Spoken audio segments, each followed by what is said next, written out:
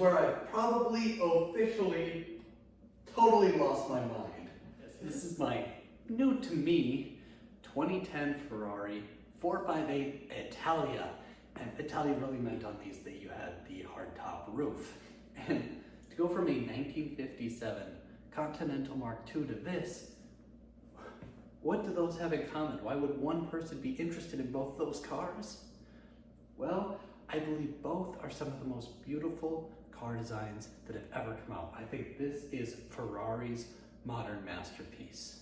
And that might be because this is the last car, mid-engine Ferrari, designed completely by Pininfarina. Since then, Ferrari's been designing in-house, and it hasn't been quite this successful. This thing is perfect from every angle.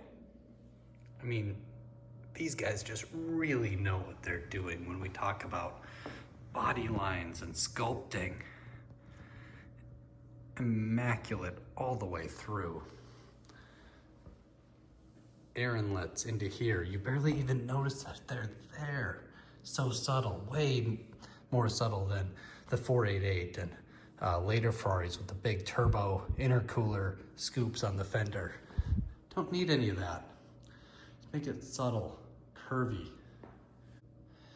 The only thing I think could have been better is to actually make this front body line, maybe a splitter or a separate piece, molded into the plastic does show its age a little bit. So let's look through the about $80,000 in options that this car had when new, bringing the total MSRP right up to around $305,000. First of all, one of the most necessary, the Ferrari Scuderia shields, and those came in at $1,587. The Gallo Modena calipers, $1,387. The carbon ceramic brakes on these were actually standard, so that was not extra. 20-inch forged wheels were an additional $5,674. Carbon fiber front wings. These things are really cool. Everybody knows on a 458 that these things deflect at speed to change the downforce, but these ones are carbon fiber. They still deflect just like they're supposed to, but you add some price on those. Those were $3,404. And adaptive headlights, while we're up here, those are $1,944. Front and rear parking sensors, you can see the little sensor there. Those were $2,269. Good investment to keep from bumping this into anything. It's also got the rear camera that was $3,565. Those are standard equipment now. Those are required on all new cars. Carbon fiber rear diffuser, that was quite a lot, $8,105. Carbon fiber airbox. You can't see it. It's underneath here, but I promise you it's carbon fiber, and that was $4,052. The carbon fiber in the rest of the engine compartment, and what a beautiful engine compartment. When you sit in this car and you check your blind spot, this is what you see looking over your right shoulder. It's incredible. The rest of that carbon fiber, let's see, $7,294 back here. About $10,000 with the airbox. Anything else back here? I don't believe so. Let's go look inside. Here we have quite a few more. Let's start with just these sills down here. They look like they would be standard, but no. Those are sport sill covers, and they were $1,135. What else? We got some leather headliner. Very small headliner in this car. So that wasn't too much, $809. However, just this leather back here, which you can't really see unless you really look, well, that is $2,577. The Daytona style seats, this was an option I was really looking for. I love the look of the Daytona seats in a Ferrari. Those added $3,728, having the red stripes, another $809. Red stitching throughout all the leather, you can see. And that kind of goes everywhere throughout the car. That wasn't too bad. That was $462. Having the full electric seat, which gives you all the directional, the lumbar, your bolsters, and heat. So quite a bit there. Those are $6,321 on top of just being Daytona seats, which were already $3,700. The mirror, which has dimming and HomeLink, that's $1,620. Front lifter system, so it's a little button back here that you press, and that will lift up the front of the car about 4 inches. Really nice feature for speed bumps and things if you run into that. $4,539. And then the technology on this car is one of the things that really sort of dates it. It's not very good, and this one has a bunch of technology features, still not great. Hi-Fi sound, $5,348. Navigation, which I've never even tried to work, $3,404. An iPod installation. Yes, iPod. And I've got a little Bluetooth connected there instead, and it has a CD changer going way back. That was $907. I think I covered it. Oh, the seatbelts, colored seatbelts, yellow, $809. That must be like a Euro translation to come up with $809. This is your radio control. It doesn't even look like a radio. Use this, but it does show up here on your dash. Could be better. Oh, I missed one. The carbon fiber interior. You may be noticing we have carbon fiber here, up here, and then the steering wheel, which is the really cool one.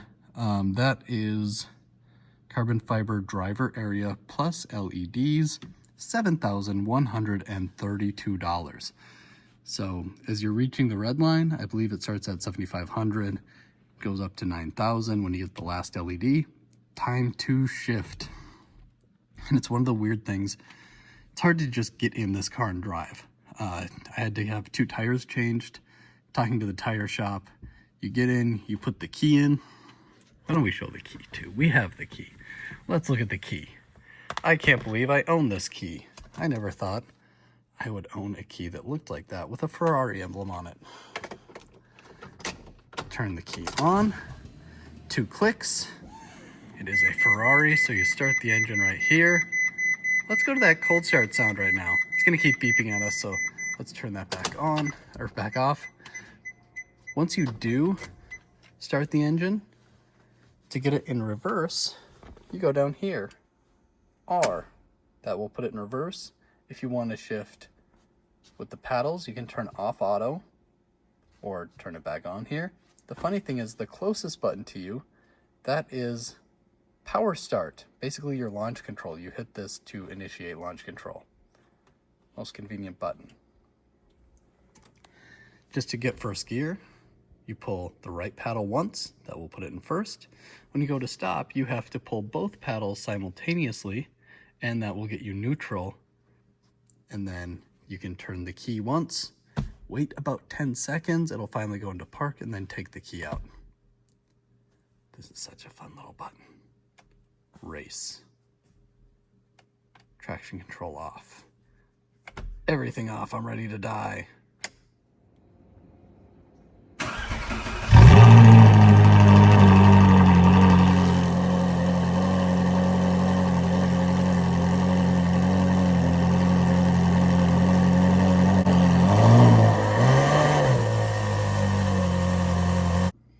All right, I lifted up the engine cover just to show you this because how spectacular is this single plane 4.5 liter Ferrari V8 that screams up to 9,000 RPM and all this carbon fiber that you can actually see once you open this up at Cars and Coffee so everybody can come by and get their photo.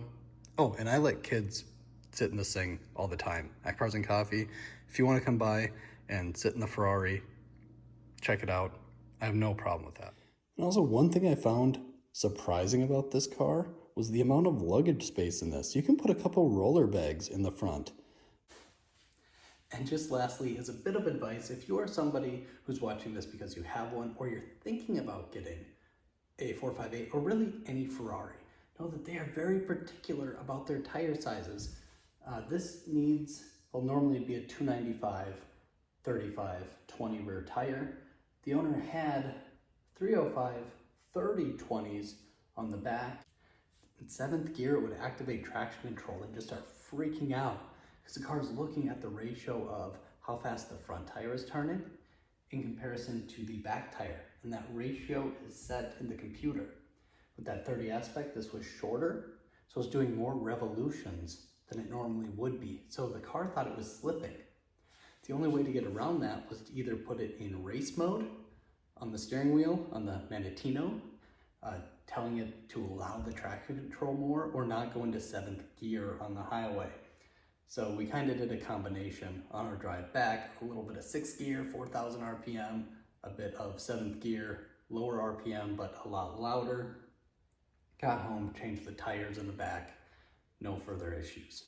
And what's it like to drive? Everything you want a mid-engine Ferrari to be. That's what you want. In a day of electrification, you might see I have a charger here for my Rivian. I do like electric speed, but there's something to be said yet about the experience of getting to drive something like that. It's raining right here a lot, so I haven't gotten to do a good video of that, but those will be coming.